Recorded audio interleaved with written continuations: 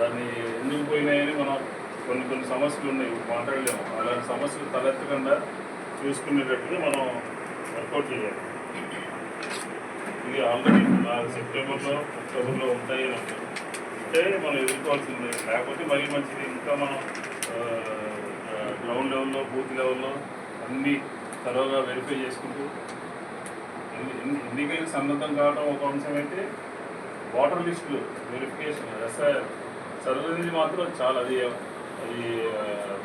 మ్యాండేటరీగా 2 రాష్ట్రాలు కలిపి జరుగుతుంది. మనకున్న ప్రాబ్లం ఏంటంటే తెలంగాణలో ఓటర్లు మనకి ఇక్కడ ఉంటారు, మన ఓటర్లు అక్కడ ఉంటారు. కొంతమంది మనోళ్ళే వేరే ఊళ్ళకి వెళ్ళి ఉద్యోగం చేసుకుని మళ్ళీ ఇక్కడికి వచ్చి ఓటు వేయాలనుకుంటారు.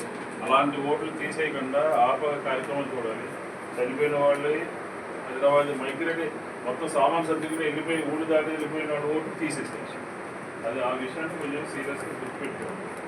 ముందు మనం ట్రైన్ అవ్వాలి, అందరినీ కూర్చోబెట్టుకోవాలి, మాట్లాడాలి రోజు రెగ్యులర్గా మాట్లాడి మనం ఎట్లా ఏం చేయాలి, ఎట్లా చేయాలని సన్నద్ధం చేసుకోవాలి.